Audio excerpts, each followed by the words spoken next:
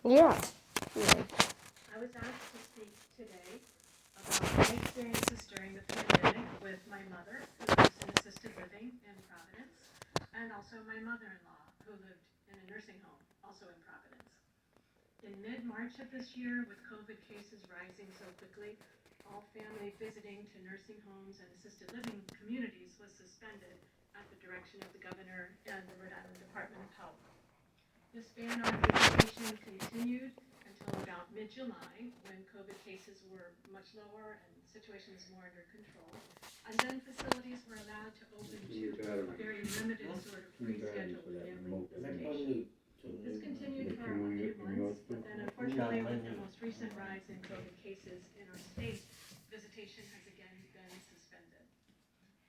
Not being able to see your loved one in person is extremely difficult and quite emotionally taxing for everyone involved.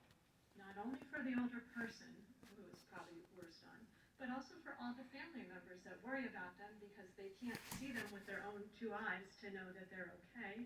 And it's also difficult for the people who work in senior congregate care settings.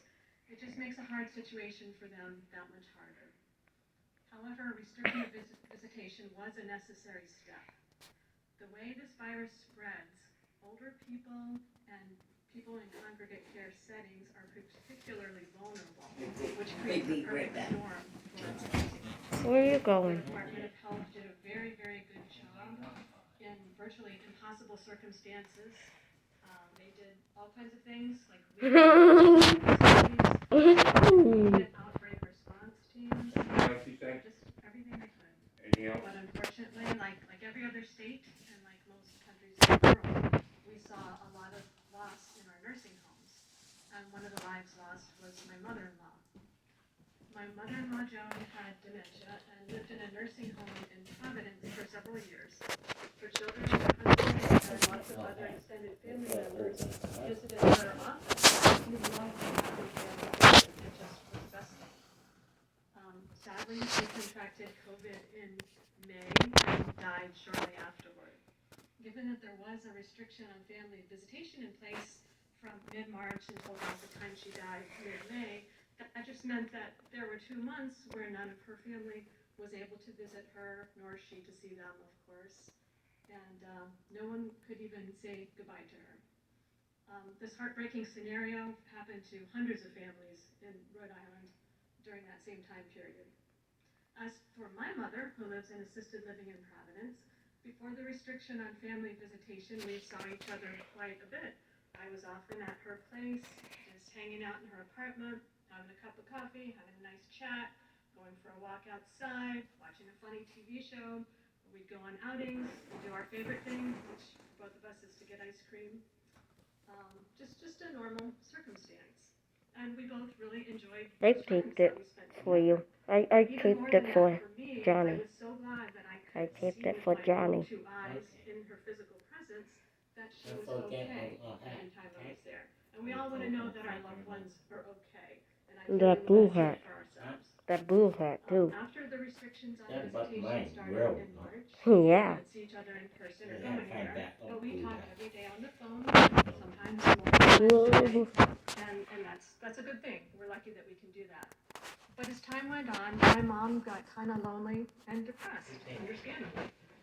The staff at her place, who were just wonderful people, they pop in 3 times a I day to walk bring her a cartoon. meal, to just check on her, make sure everything's going all right, and that's nice, but it doesn't take the place of an extended conversation or a walk with a friend or a family member, just that extended engagement sort of thing that's so good for all of us.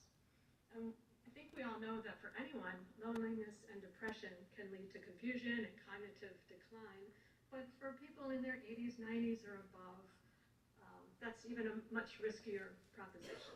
And I worry terribly during this time of no visitation that my mom could go downhill mentally and perhaps even physically. We weren't going outside for walks together. And I worried that at her age she might never recover from this if it happened. I was also extremely anxious for Rhode Island to be able to bring COVID cases down so that I'd be able to see my mom again and so that we could go back to doing the things together that keep her engaged. cases are increasing again in Rhode Island, and older people with existing health conditions, older people and people with existing health conditions are the ones we all know who are most at risk. And I can't deny or change any of that, but what I can do, and what I am doing, and what my family is doing, is control my own behavior to avoid adding to the problem. In my extended family, we are all following the guidelines that we've been given. In addition to wearing masks when we're out of the house and social distancing and washing our hands, we now are following the recent guidance which says we should only see mixed socially with the people who live in the household with us. So, of course, that means for my husband and me, we'll have a very quiet and small Thanksgiving, just the two of us, but that's okay. We'll connect with family members by Zoom, by telephone, whatever we can to be in touch.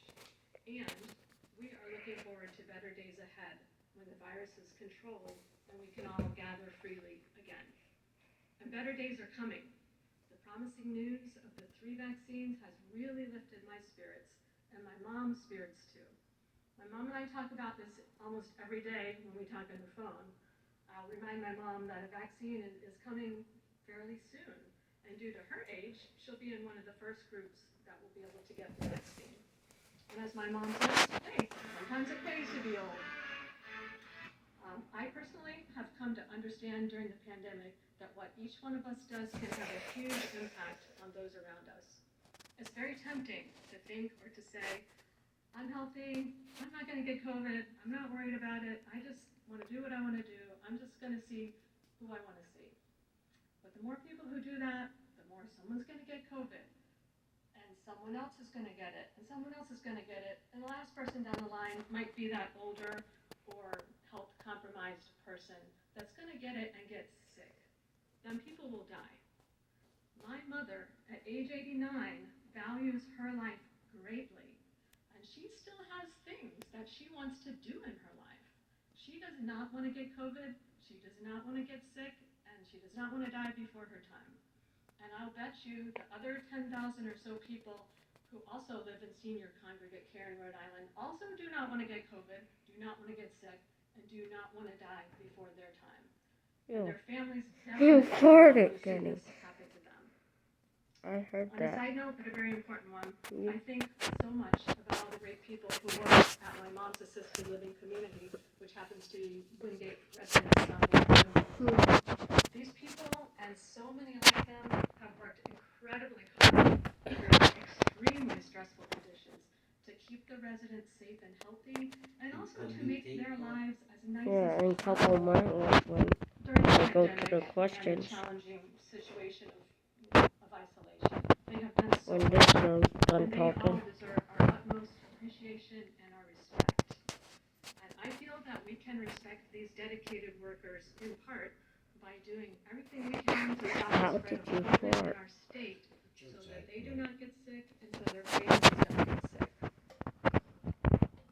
In closing, I'd just like to say that lots of times when we're talking on the phone, my mom will say to me, You when could do take you the think questions. this You pandemic could is going to end? I would like you to take the rest of it for me I don't know, Mom. after this. I do see Girls light at done the end of the talking. tunnel. It is going to end, and there are Huh? lots of things to be hopeful about, such as vaccines.